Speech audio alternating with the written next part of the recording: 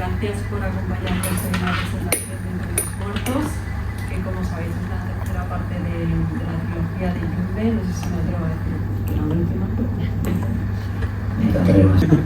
Quería agradecer a Miquel Santiago por venir a Barcelona a hablarnos del pueblo con los secretos y misterios del País Vasco.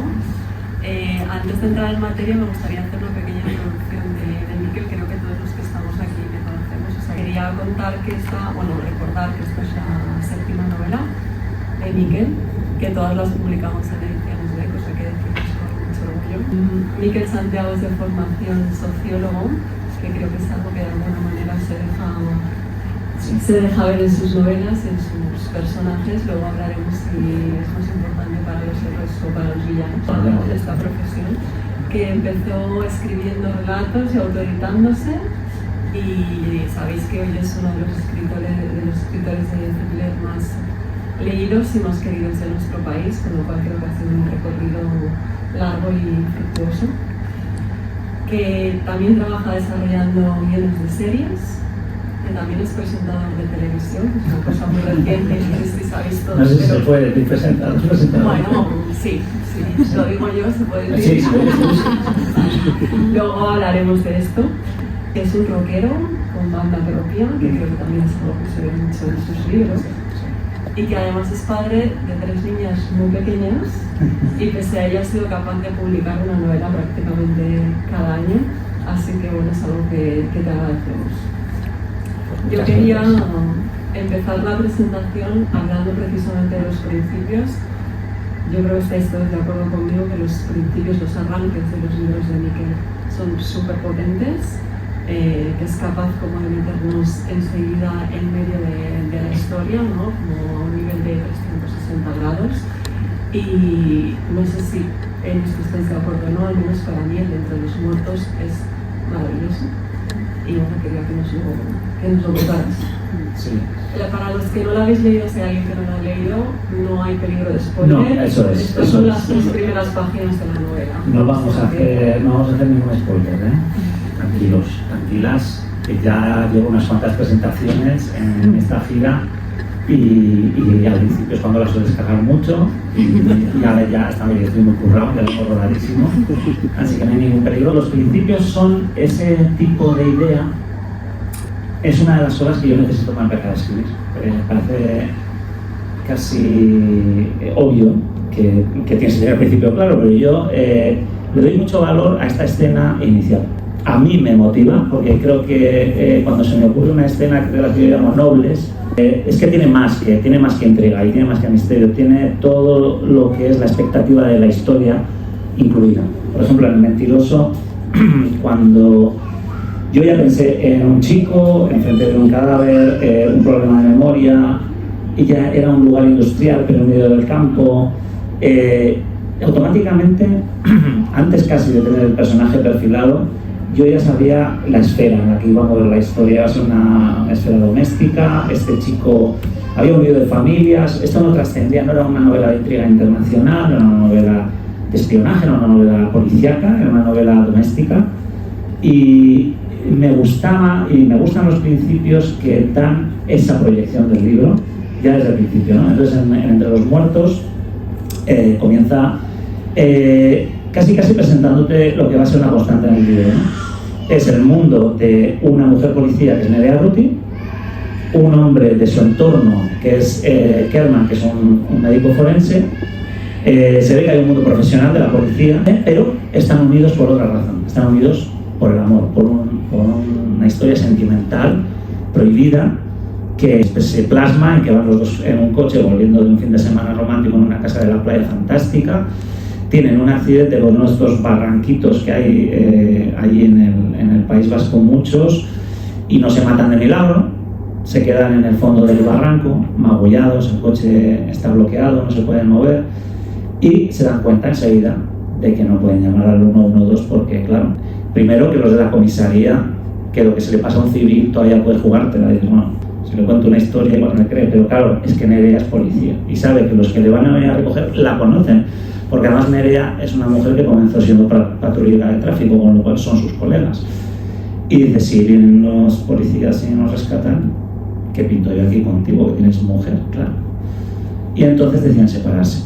Primera decisión polémica que ya inyecta este grado de tensión en la novela.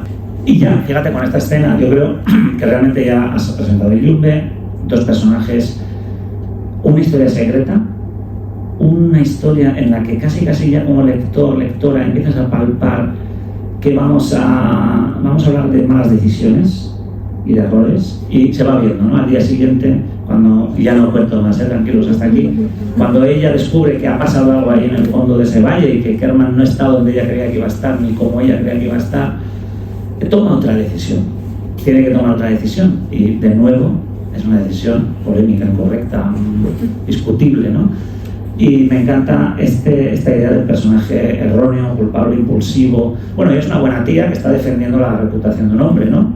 Desmanante, pero me gusta este personaje que comete errores, ¿no? Me da mucha energía al libro, y eso es un poquito todo. No me quiero enrollar. A ver, voy a sacar el reloj. No me vamos aquí. Me pongo a hablar. 6 minutos de respuesta, ¿verdad? O 5. Bueno, creo que estamos en el mes para hablar de las infidelidades en este país. Yo quería hablar del principio precisamente por este tema, ¿no? Del secreto, de lo que los personajes esconden, que es algo también que creo que es muy constante en tus novelas, que al final, desde el principio, siempre el lector sabe más que los propios personajes que juegan en la novela, y cómo eso te puede ayudar o condicionar en el desarrollo de la novela. Pues efectivamente, esto es una de las, vamos a decir, de los juegos que tienes que intentar dominar cuando escribes novelas de enigmas. Principalmente mis novelas, yo creo que se mueven entre, como mecánica narrativa, entre la tensión y el enigma, ¿no? Hay misterios y hay peligros, hay enigmas, hay curiosidad. Y en la faceta enigmática del misterio que se ha de revelar, creo que hay un juego que yo empecé a jugar cuando era muy niño, con las novelas de Agatha Christie, como todos vosotros que habéis leído o Agatha Christie o algún escritor de los que plantean este tipo de juegos en los que el lector puede intentar ir más rápido que el protagonista. Agatha Christie además lo tomaba con calma, te dejaba que pensases, demás. A mí me encanta este doble camino, ¿no? Nosotros empezamos con la novela, estamos leyendo una sucesión de acontecimientos, vemos que el protagonista va avanzando, va tomando decisiones, pero al mismo tiempo como lectores también estamos empezando a participar. Empezamos a decir, bueno, Miquel me está poniendo mucho de este, por lo cual este no es. Entonces, mira este, el ciego este, el que vende el cupón este, que no puede ser porque claro, no, igual es por igual. Entonces, ese motorcito que en algunos lectores es más consciente, hay gente que se da cuenta de que lo está haciendo, de hecho hay gente que lo escribe. El otro día Miguel Gane, que es un escritor también de la editorial, me mandó sus elucubraciones a papel a medida que leía sus teorías. Pero hay gente que no lo hace sin querer, que lo hace. Esto es como los sueños, todo el mundo sueña, todo el mundo lo hace. Lo que pasa es que yo creo que hay gente que lo tiene más frontal, que es más occipital, no sé cómo se dice. Y claro, a mí me gusta mucho controlar esto y jugar a este juego con vosotros. Se intenta jugar, yo voy preguntando cuando construyo la novela, pues con Carmen Romero, que yo suelo mandar la novela a capítulos, con los lectores cero que tengo yo a mi alrededor en casa. ¿Tú qué crees que pasa? ¿Cómo crees que va el libro? ¿Quién piensas que...? O ya no es el quién lo hizo, canónico este inglés, de quién crees que es el asesino, ¿no? Es más bien, ¿de qué crees? ¿En qué dirección crees que va esto? ¿Qué te parece? Tal, te estoy dando la información para que puedas jugar. Bueno, a mí me gusta controlarlo, pienso mucho en vosotros, es un detalle, y para que la novela tenga este efecto de satisfacción y de juego. Y por supuesto me encanta ganar. Me fastidia mucho cuando alguien me escribe y me dice, te he adivinado. Coño. Hay gente muy lista que ha leído mucho, claro, esto es el problema que hoy en día. Bueno, hay gente muy lista, muy listilla, molesta, los listos y los listillos. Bueno, y después también pasa que, bueno, a ver, la gente igual, yo siempre tengo como mis resortes, ¿no? Quiero decir, tengo el nivel de la gente un poco de inteligencia media, tengo el de ya lector mega sabio, pero para este también hay que darle algo, ¿no? O sea, hay que decir, bueno, te lo habías sabido, pero te daba este giro final, que esto sí que no te lo veías venir. Y bueno, siempre consigo de alguna manera que no me pillen del todo, ¿no? No me pillen del todo. Pero sí, es muy difícil, cada vez más difícil, porque los lectores cada vez son más resabiados y es muy difícil, la gente ya se las sabe todas, claro. Bueno, en este caso, como decías al principio, la persona que sostiene el secreto de la novela es Nerea, que es la protagonista. Preséntanos a Nerea, cuéntanos, así a modo ficha policial, quién es Nerea. Y también quería saber si tenías en mente ya este personaje. Nerea hace un cameo en los libros anteriores. Si estaba en mente o ha sido algo que ha surgido en el camino de la trilogía. Pues sí, Nerea fue un personaje de estos, como tantos han ido surgiendo en la trilogía de Illumbe, que desde el primer momento ha ganado su sitio, ¿no? Porque bueno, tú al final, en la escena en la que apareció Nerea en El mentiroso, era la escena inmediatamente posterior. Bueno, habían pasado unos días desde el principio de la novela. Alex había tenido un accidente y estaba en su casa movilizado, y entonces, pero había un atestado policial que hacer, porque ese accidente era muy extraño. Y entonces entran en acción dos policías. Yo tenía apuntado dos policías. Es una escena relativamente cómoda para un escritor, el clásico diálogo pregunta-respuesta con un policía, no iba a ir más allá. Pero entonces, estas cosas de verdad mágicas y que no sabes de dónde vienen, de un personaje que realmente se perfila mucho, mientras que su compañero era el inspector Blanco, que fíjate, hasta el apellido era como, bueno, como de comodín, ¿no? Era un hombre que yo le veía así un poco ya jubilado, que estaba mirando las pastas, que lo único que quería comerse las pastas que le habían puesto. Nerea ya era una tía que no quiere ni café ni té, está así quieta, mirándole a Alex así como diciendo, vaya abuela, ¿qué me estás contando? Perspicaz. Y dices, uy, esta tía, qué guay, qué personaje, ¿no?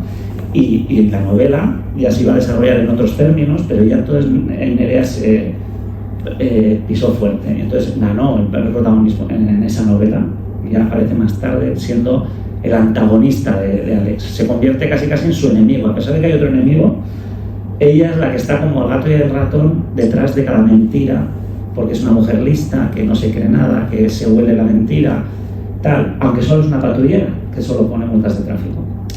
Entonces ya esto a mí me suscitó la curiosidad suficiente para que cuando hice En plena noche, que también tenía que entrar el cuerpo policial, lo tenía claro. Dije, Nerea tiene que... Y ya empieza a entrar, pues bueno, siempre intentas darle un color original a las entradas de los personajes, ¿no? A mí yo odio lo de la llamada de la policía o el detective que está con las piernas encima de la mesa y abre la puerta, ¿no? Y tiene un caso. A mí me gusta. Entonces le metí en el sanatorio. Y ya se me empezó a ocurrir lo de su tío. A mí esto podría ser su tío, que era un antiguo poli, porque es un caso antiguo. Y tenemos al tío de Nerea, que había sido el detective en 1999, que intentó saber lo que había pasado con aquella chica que desapareció tras un concierto, que es de lo que trata En plena noche, la segunda novela de la trilogía. Y entonces Nerea es la sobrina, y entonces ya empezaba a tener sentido. Es que es una mujer muy ambiciosa, porque ha tenido un gran referente en su familia, su tío, tal, que era policía, tal. Y lentamente ya empecé a verla más. Y ya, cuando tenía esta premisa de los amantes, dije, tiene que ser Nerea. Porque además ya quiero conocerla a fondo, o sea, quiero entrar en ella, que es posiblemente lo más difícil que he hecho técnicamente, escribir una mujer, ¿no? Desde dentro. Yo creo que está muy bien construida toda la infancia, ¿no? Sí, eso es. Y es un poco lo que también te hace entender la complejidad del personaje, que además en la novela tiene un conflicto que sustenta toda la novela, ¿no? Lo decíamos antes, que ya es parte y es juez. Efectivamente, es la gran disyuntiva a la que se enfrenta, porque lo que vamos a ver de ella es que tiene esta infancia bipolar casi, ¿no?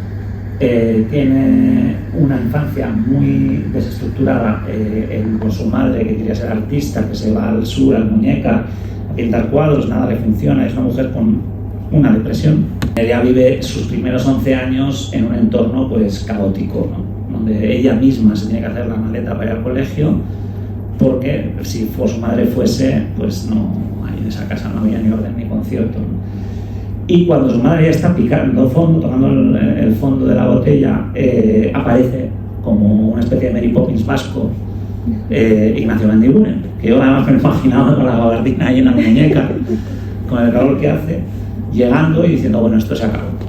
O sea, es que esto no puede seguir así. Tú te vienes conmigo a Guernica y allí vas a tener una vida como tiene que tener una chica de tu edad, ¿no?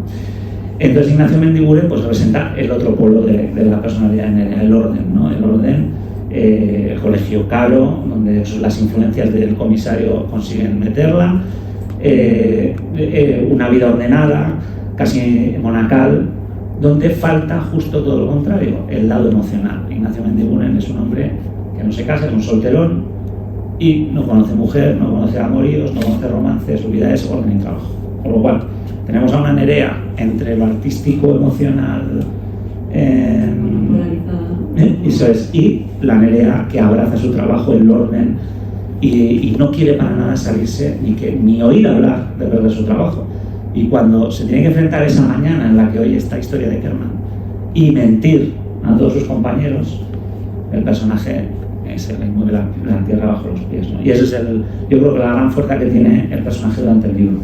Bueno, nosotros en la editorial presentamos el libro con una frase que a mí me gustaba mucho, que dice: hay muertos que nunca descansan y tal vez no deban hacerlo hasta que se les haga justicia.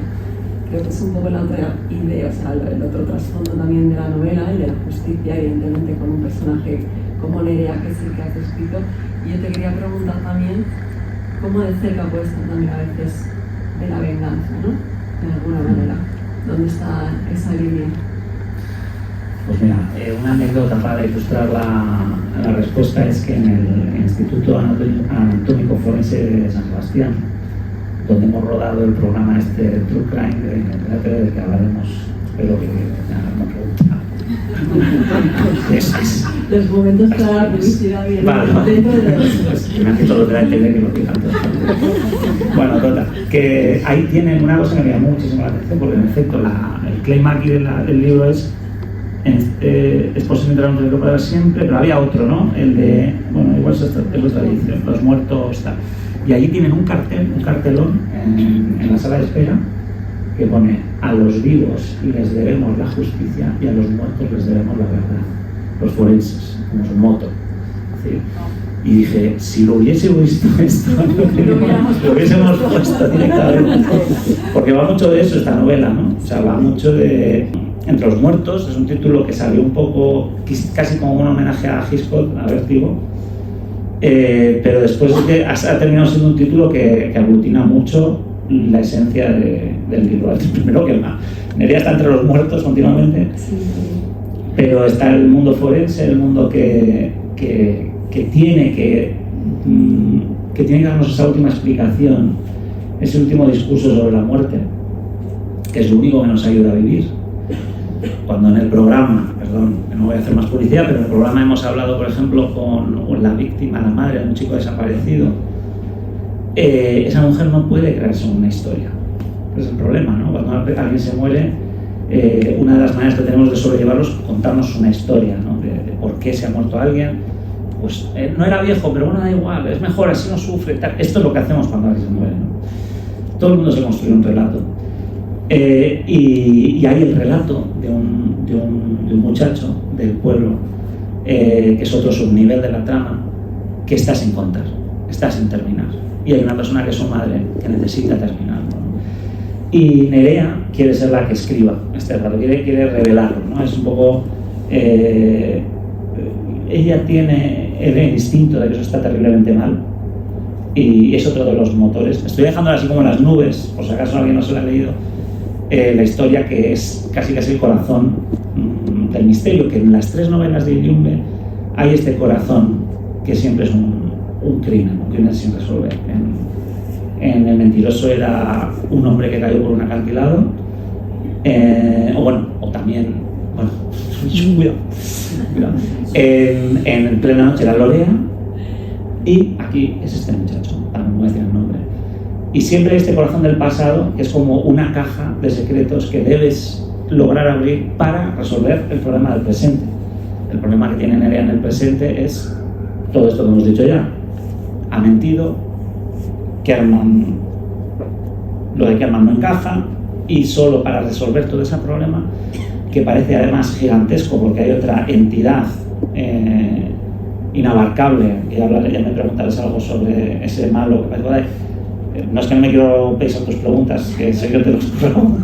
Bien, no, y eso, entonces quiero decir que siempre está, que esta caja de secretos, ese puzzle del pasado, es lo que ayuda al héroe, a la heroína en este caso, a resolver su problema presente, ¿no? Es una constante de las... se enfrenta, ¿no?, a todos estos secretos que hay que ocultar, a toda esta trama que resolver y al villano. Entonces, decía al principio, tu condición de sociólogo, ¿cómo te ayuda a crear un personaje y qué te resulta más fácil, crear un héroe o crear un villano? Normalmente yo siempre empiezo las novelas con el héroe muy claro, porque entre otras cosas mis novelas son muy de personaje, están muy centradas en el arco del personaje principal, en que el personaje principal tiene su propia trayectoria como personaje dentro de la novela, fuera parte de la intriga y el misterio y el enigma que le rodea. Porque sé, pues en Trimovich, Peter Harper era un hombre que se acaba de divorciar y tenía una crisis creativa, estaba en una playa de Irlanda con un piano y no le salía la canción, ¿no? Y después le pasan un montón de cosas, hay una historia, pero la historia es la de Peter Harper. En casi todas mis novelas el personaje tiene su trayectoria y después está lo demás, ¿no? Con lo cual el villano suele ser algo en lo que me dedico, pero más tarde, ya cuando estoy un poquito ya con el pie metido en la novela, ya empiezo a pensar en un buen villano, en alguien que tenga sentido. No me gustan los monstruos, no me gustan los villanos que no tienen razonamiento o emociones que se puedan decodificar. Sí que en alguna ocasión he tirado de ahí, de clásico psicópata nihilista que mata por matar, pero me gusta más el villano emocional de toda la vida. Lo maté por venganza, lo maté por dinero, lo maté por celos, lo maté porque me convenía. Es un poco la... Entonces el villano sí, suele ser una cosa que viene más tarde para mí. En el caso de Entre los muertos hay un villano fantasmal que es un pequeño homenaje a una de mis pelis favoritas, que es Sospechosos Habituales. No sé si la habéis visto.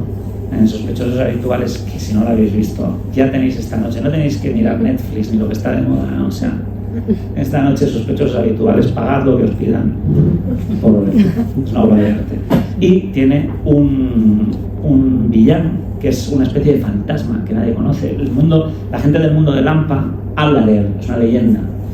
Beleas es un pequeño homenaje a este villano. También es un fantasma entre la baja estofa de la costa de Vizcaya, de los pequeños narcotraficantes, los liantes semiprofesionales, todos hablan de él con respeto, con temor, porque de vez en cuando quien hace tratos con Belea a veces desaparece, ¿no? Y entonces es Belea, ¿no? Y Nerea en algún momento se da cuenta de que todo el misterio de Kerman está relacionado con este tipo, pero claro, es tan grande este misterio que volvemos otra vez a la necesidad de desentrañar o de pillarle por el único lugar que es posible, que es resolviendo aquella muerte del pasado. Miquel, nos queda hablar del otro gran protagonista de la novela y de la trilogía, que es Illumbre, este pueblito pequeño del País Vasco que se ha colado por lo menos en 200.000 hogares de aquí del país, que se dice pronto, pero bueno, ¿qué tiene Illumbre? ¿Qué le hace especial a Illumbre? Illumbre es de entrada un lugar para enamorarse de él, ¿no? Es ese lugar idílico, ese pueblo de costa. Aquí en Cataluña lo conocéis muy bien, ese estilo de pueblo tranquilo, gentes tranquilas, en principio, donde todo el mundo se conoce, uno está tranquilo, protegido por su pequeña comunidad, pero al mismo tiempo, pues esa pequeña comunidad, una de sus armas defensivas es enterarse de todo, cotillear, estar metido en las vidas de todo el mundo, porque es el sistema de control de los pueblos pequeños, ¿no? A ver si se nos va a colar aquí un asesino, no, nos tenemos que enterar a ver quién vive, dónde vive, está casado, cuántos hijos tiene, si tiene una prima. Y Illumbre es ese tipo de pueblo, donde además ya ha ocurrido que todos estos cotilleos ya han sido utilizados por un escritor, Félix Alcarazo, un hombre ambicioso que no tenía imaginación, pero decidió machacar la realidad y hacer un plagio de la realidad en un libro, que es un poco el hilo conductor de la trilogía. El libro de Félix Alcarazo dispara casi todas las historias, ¿no? De alguna u otra manera. Y Yumbi además se enmarca en una comarca donde yo pasaba los veranos de niño, que es donde de alguna manera yo le he devuelto a Urdaibai todo lo que me dio de niño. Lo suelo decir yo, nosotros en las noches de verano, supongo que vosotros también, porque aquí de mi generación sois casi de que no había móviles para entretenerse a las 11 de la noche, y contábamos historias, y había pues una afición a la historia de miedo, al relato de terror, bueno, había de todo, ¿no? Pero las historias de miedo en la hoguera en la playa era el cine de medianoche, ¿no? Y yo ahí tenía mis fans también, contaba mis historias de miedo. Te estás perfilando. La chica de la curva, estas leyendas urbanas de la rata perro, la pareja que fue al Magreb y volvió con un perro a una rata, no sé si lo habéis oído. Yo tengo un catálogo de historias. Esto lo tenías que haber dicho a las 7 cuando... Ah, sí. Pues yo, la verdad que tengo muchas y me gustan mucho las leyendas urbanas, esa prima, me encantaba leerla. Sí, además ya empecé a ser mentiroso, porque la gente dice, yo me sé esta historia urbana, y yo ya con mis 13, 14 años decía, no, esta es una prima de mi madre, porque dice que yo funciona esto, cómo engancho al público con lo de que es mi prima o algo así, esas mentiras, a lo mejor me gané una fama de mentiroso, ¿no? Y le he devuelto, yo creo que a Urdaibai este fervor por las historias, las leyendas y los cuentos, ¿no? Con las novelas de Yumbi también. Pueblo que está donde está, perdona que lo diga, está donde está Mundaka. Que me lo preguntan mucho, solo lo digo en las presentaciones, no lo digo nunca en público. Los mundaqueses, si no, me envían a gorrazos, pero está en Mundaka, es el pueblo de Mundaka, vamos a decir, el prototipo de Yumbi, si lo queréis mirar en Google. ¿Tú crees, después del éxito de tu trilogía, de otros compañeros como Ivonne, con la García, que se puede hablar de movimiento en el País Vasco? Pues Esa mira, sí. esos acantilados, la costa. No sé lo que es, pero tampoco somos gente que pertenecemos a un colectivo. O sea, cada uno ha salido de su agujerito. Ivonne empezó haciendo sendas, o sea, libros de rutas, después se pasó a la negra. Dolores Redondo fue un poco, quizá, esa primera novela euskandinava, como le veo, ¿no? Con mezcla de los géneros escandinavos, los cuerpos policiales, los misterios, los bosques, tal. Y yo realmente empecé lejos, yo empecé en Irlanda, yo mis primeras novelas no... Pero sí que hay una pequeña escuela que se ha montado de manera, yo creo, espontánea, y las razones psicológicas, pues sí, que llueve más, que es que tampoco es cierto, o sea, es que últimamente no llueve nada. Pasa, no sé, es más la niebla, ¿no? Que la lluvia. La niebla, es más desabrigado, la humedad, más oscurito quizá, las montañas hacen mucho, Yo siempre lo digo, ¿no? La orografía, a ver, aquí no nos vamos a liar mucho porque esto es ya de filosofía de taberna, palillo en boca, pero yo siempre he pensado que la orografía nos afecta, ¿no? O sea, es decir, esta gente que vive al lado del Everest, y entonces ver un monte, ver el mar, los valles tan estrechos. Allí la gente, en el País Vasco, la gente va de valle en valle. O sea, es como, este es del otro valle, está al lado, pero es como, esta cuadrilla que han venido, estos son del otro valle. Es como, ni siquiera hablan bien euskera. O sea, está a 15 minutos en coche, a 10 minutos en coche, pero hay como este compartimentado de vallecitos en Vizcaya, por lo menos muy marcado, que quizá también hace su labor en este sentido, no sé, de reconcentración de ideas. Yo no dudo que aquí en los pueblos de Cataluña ocurre lo mismo, ¿no? Hay dimes diretes. No, pero es verdad, la carretera, ¿no? El inicio de esta novela, pues, así que vas muy bien, ¿no?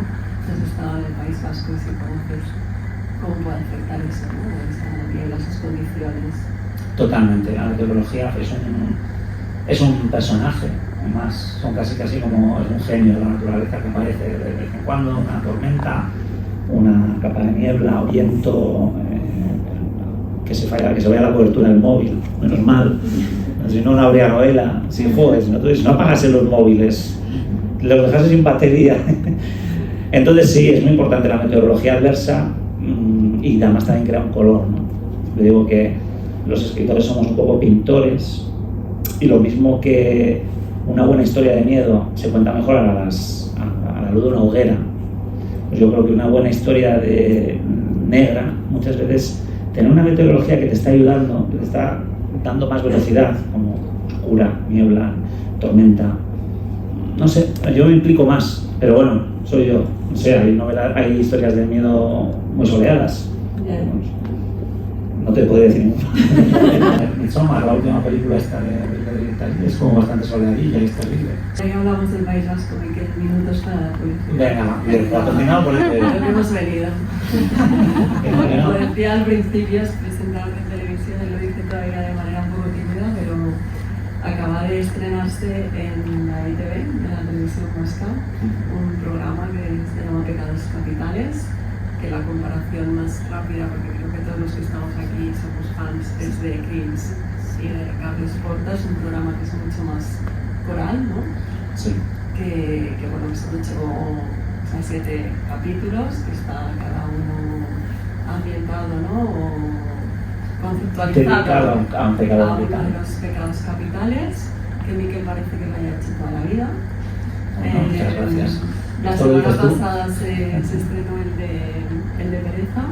Tiene una parte científica muy interesante, y el tema experimental del cerebro todavía me estoy aquí dando vueltas. Sí, está bueno. Que Irene además es muy fan de Crims, y cuando yo le conté que estábamos haciéndolo, pues y yo decía, bueno, ya se lo dejaré a Irene cuando salga, a ver qué opina, que Crims está muy currado, es un programa que tiene muchísima trayectoria y creo que todos vamos un poco al rebufo del éxito de Crims.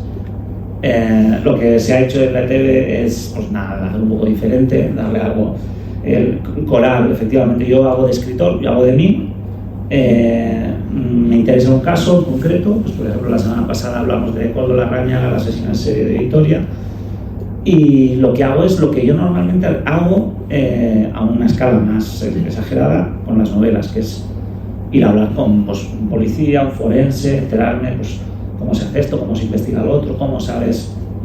En el caso de Koldo Larrañaga también incorporamos periodistas, abogados, la gente que le trató. Y después hay un equipo, está César San Juan, que es un psicólogo forense que le da este enfoque psicológico a los criminales, por qué el criminal hace lo que hace. Este hombre está especializado en esto, ¿no?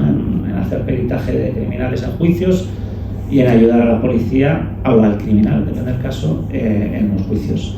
Después tenemos al fundador de la Policía Científica de la Ertzaintza, que es Iñaki Irusta, que está visto de todo. Un día le dije, cuenta con lo que dije, para. Porque le pregunté cómo les puede afectar y tal, a los policías científicos, que son normalmente los que tienen que llegar a una escena del crimen sin que se toque nada y andar metiendo ahí la mano, y desde luego es terrible, no es para cualquiera. Tenemos una psicóloga también especializada en víctimas, que es una faceta del programa que se le ha querido dar peso, que es, cómo queda la víctima. Bueno, muchas veces en las historias criminales ya pillan al malo y ya está, pero es que lo que deja un criminal es un reguero de víctimas, y cómo se les restaura, cómo se les ayuda desde las instituciones. Eso también hay, e incluso un programa dedicado, son 8 capítulos, son 7 pecados capitales y una virtud. La virtud es el capítulo especial de las víctimas, ¿no? Y después no sé qué más, ahí tenemos a la médico forense Patricia, que es una crack, y hace los pequeños clips explicativos de pues, cómo de una herida, de una quemadura, de cómo llega un cadáver ahí al instituto. Pues saben, esta mujer la han pegado, no la han pegado, le han golpeado con una pala, con un martillo. Yo cojo un martillo de vez en cuando, me han atado la document, le pego. Y entonces, pues mira, si tú fueses el asesino, tal, ya sabríamos que eres diestro, que tienes más de 1,70 m, que le pegaste 2 veces, le pegaste 3, que lo hiciste a propósito, por sorpresa, no por sorpresa. Todo eso es increíble, pues lo sacan. sacan todo. Y los policías científicos también es interesante, tienen 1000 métodos. De entrada os digo, de primero de delincuencia, que no llevéis el móvil el día que vais a hacer un crimen. El móvil es lo peor, o sea, le pillan a todos por el móvil. Es peor que el ADN. Es peor que el ADN. Con un móvil te pillan por todos los lados. Entonces, ese día, ese móvil en el cajón de casa y vais tranquilamente a delinquir. Cosas buenas. Nada de cosas familiares. ¿Conocías todos los casos? No sé. Hombre, algunos son muy antiguos. Yo conocía por cercanía y por ser más contemporáneos, por ejemplo, el de Javier Ardines, que es un hombre que mataron en Llanes. Era un concejal de Izquierda Unida, muy implicado en la defensa de la costa, el ecologismo, tal, y se pensó que era un tema político. Después resultó ser un tema de infidelidades. Sí. Pero al principio todas las teorías fueron, hostia, este es algún, no sé, un latifundista que le ha molestado, que le da... Y no, era una cosa de faldas, sicarios, un lío. Ese sale, creo que en la siguiente semana. Después, el que sale mañana es el de José Chu, que era un hombre de Algorta que se fue a Zaragoza en una cita por internet y tuvo la mala suerte de que no era una cita. Era una cita con la muerte. Por lo menos en una cita con un atraco, que se derivó en una cita en un tema terrible. Por circunstancias que se explican en el programa y son cosas, desde luego, truculentas. Es bonito el programa de Zaragoza porque en el País Vasco, por lo menos, a este hombre se le... No me enrollo más, que la ETV... Oye, joder, estoy andando aquí... No, hablemos del libro, Juan. O sea, ¿qué pasa aquí? No, pero bueno, sin más, que es un programa que a mí me ha gustado hacer porque allí había una imagen de este hombre que era equivocada. Y creo que mañana, cuando salga esto, le vamos a hacer un poco de justicia a la memoria de este hombre. Así que nada. Y Entre los muertos es una novela. Vamos a ver. Te han propuesto el programa por ser un escritor de thriller, de los más conocidos, lo más conocido del País Vasco. ¿Crees que el programa te ha servido, te va a servir para tus futuras novelas? Sí, desde luego, sin lugar a dudas. Sí, porque, bueno, primero repasar el crimen con los detalles, por ejemplo, del sumario, de la sentencia, es diferente. Hablar en primera persona con, yo qué sé, por ejemplo, en el caso del hombre de Algorta, con la UCO de la Guardia Civil en Zaragoza, es muy interesante. Hay historias... Se pueden contar, hay algunas que no se puede, que no debería contar, pero hay cosas alucinantes de cómo actúa la policía, yéndose a una tienda de reparación de móviles a las 12 de la noche, mandando bajar al dueño para meterle un chip a un teléfono. Entonces, como no, con permiso del juez, con orden judicial, pero cosas de película. Oiga, abra usted la tienda que hemos visto sospechoso, ha dejado el móvil aquí para arreglar, eso vamos a intervenir. O bueno, cosas, hay cosas que no creo que podría contar, que me han chivado, ¿no? Un poco de bambalinas. Pues por ejemplo el caso del falso Saordín en Bilbao, era un asesino en serie, pero es que tenía una ramificación en el mundo del sadomasoquismo que no salió a la luz y que había posibles implicados que eran gente poderosa. Y bueno, hasta aquí puedo leer. Esto no se siguió, pero son cosas de esto que a un criminal se le investiga por una cosa pero termina saliendo otra y bueno, hay muchísimo material. No os digo nada que después a ver si me voy a liar, pero sí, desde luego muchísimo material. Entre los muertos, gran novela. Mientras llegan el material para futuras, ahora que, bueno, antes has ladeado la cabeza, no sé si decir ahora que ha acabado o no ha acabado el universo de Junger, ¿con qué personaje te quedas? Que estas tres novelas conforman una trilogía, tienen este hilo conductor de la novela de Félix Alcarazo. Se ha creado una familia de personajes que de alguna manera se resuelve, no del todo. Entonces yo diría que esta es una primera entrega, esta es una primera trilogía. A mí me cuesta mucho decir que se ha acabado Junger para siempre, aunque es cierto que igual hay que darse un garbeo, cambiar, separar, hacer una novela diferente, pero yo creo que volveremos. Por ejemplo, Entre los muertos había una personaje En plena noche que era Nura, la bajista, que a mí me tenía enamorado, y yo creo que hay que volver a Nura, hay que volver al sanatorio, hay más historias que contar, ¿no? Se puede tirar más de muchos hilos. Sí, Nura, Nerea, desde luego, es ese personaje que me ha acompañado 3 novelas. Me he quedado a gusto con ella, nos hemos dado la mano al final y bueno, ya está, nos hemos conocido bien, ¿no? Y hay otros personajes que en cambio todavía para mí queda pendiente una historia más, ¿no? Entonces bueno, sí, yo diría que todavía quedan chispas ahí. Ya. Y mientras tanto, Miquel, y con esto acabamos. Y damos paso a la gente. Sí, acabamos la conversación. Vale, sí. Algo en el horizonte, yo creo que es lo que todo el mundo quiere saber. Pues vamos a ver, efectivamente, bueno, siempre estás trabajando, ¿no? Yo tengo mis pucheritos, como esto que eran pucheritos al principio también, pues ideas que son muy primarias, muy básicas, que vas trabajando día a día, haciéndote preguntas, respondiendo. Estoy en esa fase de escribirme en un diario a mí mismo, todos los días voy escribiendo y tengo como vamos a decir 8 premisas, que hay épocas que una está más fuerte, la avanzo un poco más, llego hasta un punto que ya no sé seguir, no a nivel de escribir textos, sino de hacerme preguntas sobre la idea, ¿no? Pues esta idea podría tirar por aquí, podría ser así, este personaje podría... Y estoy en un momento de brainstorming creativo, muy bonito, porque... No está diciendo nada, no sé si te das cuenta. No, porque no estoy escribiendo... No estoy escribiendo una novela. O sea, estoy escribiendo un relato, así para no enfriarme. Y mientras tanto estoy llevando a cabo este trabajo decía Stephen King mientras escribo, que las historias son como un escritor ve la puntita del dinosaurio, ¿sabes? De Jurassic Park, cuando encuentran los huesos del dinosaurio y está con un pincel, ¿no? El fósil. Pues yo estoy así, yo tengo fósiles y estoy despacito rascando a ver qué sale y tal. Y hay un momento en que pillas, uno se pone firme, o sea, hay una historia que de repente ya, ojo, lo tienes todo, tienes el protagonista, tienes el conflicto, tienes la ambientación, haces unas pruebas de texto, te funciona, y ya dices, me lanzo con esta. Porque ahora la apuesta es gorda, la apuesta es que te metes y tienes que estar unos cuantos meses ahí, ¿no? Entonces tienes que estar seguro. Yo antes estaba menos seguro cuando empezaba una novela, pero hoy por hoy me aseguro un poco más, ¿no? Así que estoy en ese proceso de pucheritos.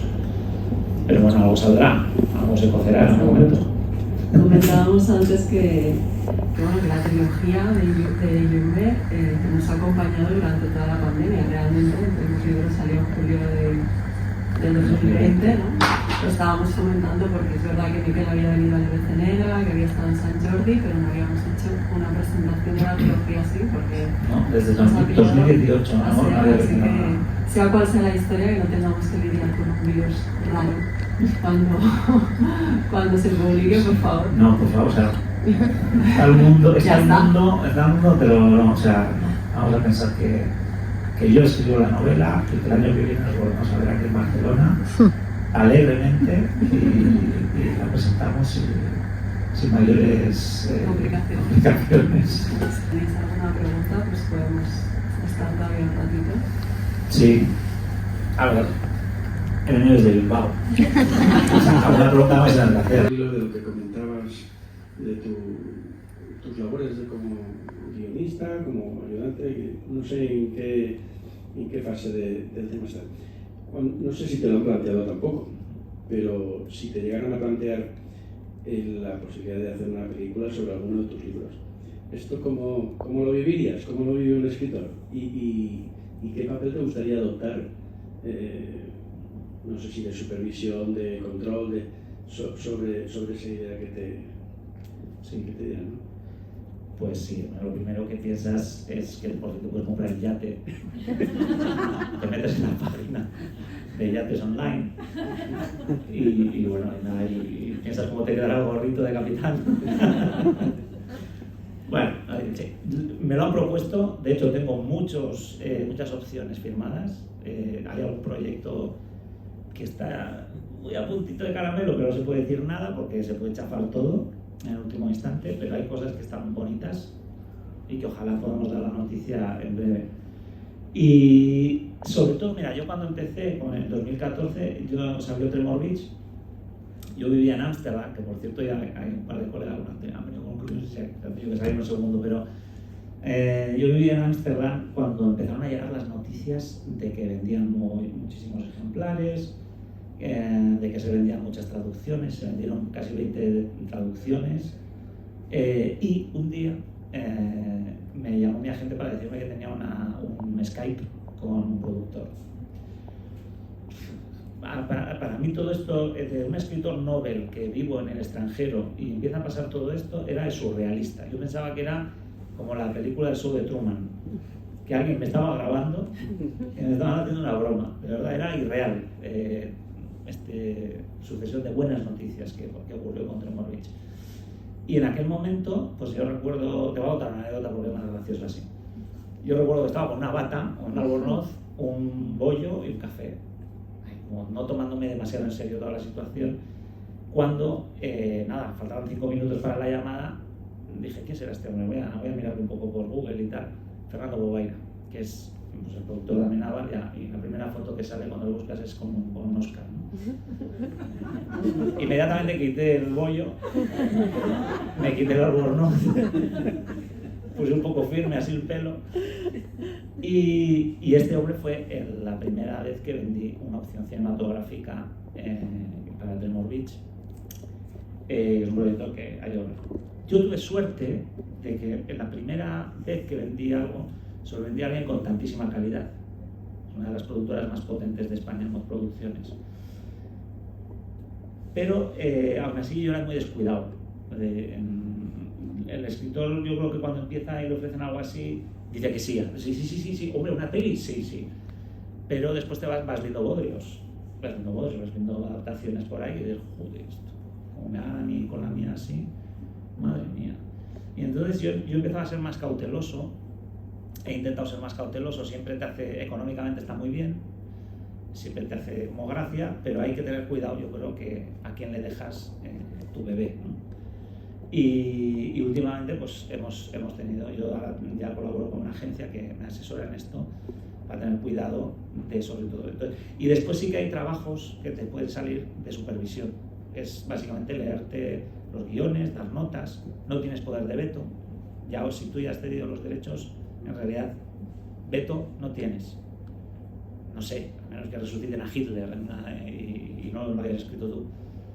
E incluso así creo que tampoco tendrías derecho a veto. Entonces tienes derecho a participar positivamente en mejorar las ideas y tal, pero bueno, desde un punto de consultor. Y yo creo que ahí estaría mi labor. No me veo yo...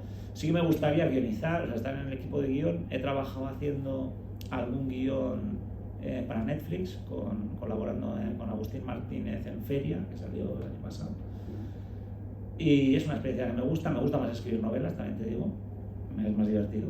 Escribir un guión, siempre estás ahí, siempre te llama alguien, te dice que no, que sí, que esto quita, que tal, tú con tu novela estás a tu rollo y a mí me gusta más. Pero bueno, pues se paga bien, es divertido, después lo ves en pantalla, ves que los actores dicen lo que tú has escrito, que eso también es muy divertido. No, mira mi frase. Y bueno, pues esta es la parte... Pero bien, sí, yo me veo más como un consultor puramente en mis novelas, porque realmente tampoco dan mucho paso a los escritores para guionizar. Son dos formatos sutilmente antagónicos, o sea, es texto, son acotaciones, son frases, pero las frases que escribes en el texto, en la prosa, son frases para ser leídas, tienen que funcionar en el ojo, como digo yo, cuando la frase en un guión tiene que funcionar en la boca del actor. Y hay una sutileza abismal en eso. Yo me di cuenta escribiendo guiones. Dices, la frase de la novela, o a mí un diálogo mío en mis novelas, tiene mi ritmo, si sé que al lector le va a encajar, pues, lo pones en guión, lo empiezan a decir los actores, ¿quién ha escrito esto? Esto no sé, no puedo hablar, es que no me llega al aire, no termino la frase, por ejemplo. Y bueno, y aparte de eso, la espontaneidad y saber para quién estás escribiendo, ¿no? Si estás escribiendo para este actor, para este tipo de...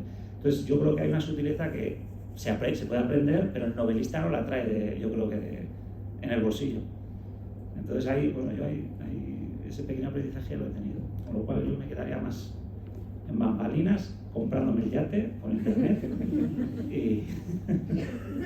Cuando fue la pandemia, la novela negra ha crecido enormemente. Sí. Y además la participación de escritores como tú, como Juan Jurado, como Javier Castillo, como Ivonne, como Blas, en las redes sociales. Esto realmente es espectacular, ¿no? Porque el autor tiene un trato casi de todo a tú, prácticamente diario. O sea, un Jurado saca la novela ahora y la está publicando todos los últimos días. ¿Cómo se hace? Sí. Claro, es primordial, yo creo. Esto ha cambiado mucho, yo creo, las reglas del juego. El mundo de los editores también puede hablar mucho sobre esto, que lo observan ellos diariamente, porque tenéis que lidiar. Bueno, Irene trabaja en Penguin, es el departamento de comunicación que lleva varios sellos, ¿no, Irene? Y Irene es la que me organiza igual el día de prensa, y hoy la he engañado para que venga a presentarme. Pues no me iba a sentir yo muy solo aquí, pero tú estas cosas no las haces bien. Solo por ti. Gracias. Me has hecho sentir muy bien. Bueno, pues el tema es que yo creo que ha habido un giro. Yo siempre digo, cuando íbamos hace no mucho, 8 años a un aeropuerto y te querías comprar una intriga, una novela de intriga, de policíaca o de misterio, eran casi siempre autores escandinavos, anglosajones, americanos, John le Carré, Ken Follett. En efecto, hoy en día estamos los autores patrios en todos sitios. De hecho, cuesta encontrar un John Grisham, que antes era como... Y entonces, este giro, ¿por qué? ¿No? Yo siempre me acuerdo cuando empezaron las series en España, ¿no? ¿Te acuerdas con Farmacia de Guardia? Que antes de Farmacia de Guardia eran los Roper, tal, ¿no? O sea, antes con analogía, digo, es que es verdad, también antes no veías una serie española, y ahora es que te tragas todas. Bueno, y eso ha hecho el círculo virtuoso de que el público le ha dado la oportunidad, los autores que veníamos detrás nos han dado la oportunidad también de profesionalizarnos, y esto lo que termina desencadenando es un aumento de la calidad, ¿no? Entonces estos autores que has mencionado tú, Juan Gómez Jurado, César Pérez Gellida, Blas Ruiz Bravo, que somos una hornadita, aparte de los de Euskadi, porque hay por todas partes. Yo creo que todas las comunidades autónomas tienen su representante, vamos a decir. Y yo creo que es por un tema de cercanía en redes, pero desde luego yo creo que también un tema de calidad, que se ha mejorado muchísimo, y que este producto ahora pues gusta, ¿no? Cuando antes igual la literatura española en español era más alta literatura, hablando de los autores pues, de toda la vida, los grandes clases, los grandes pilares, ¿no?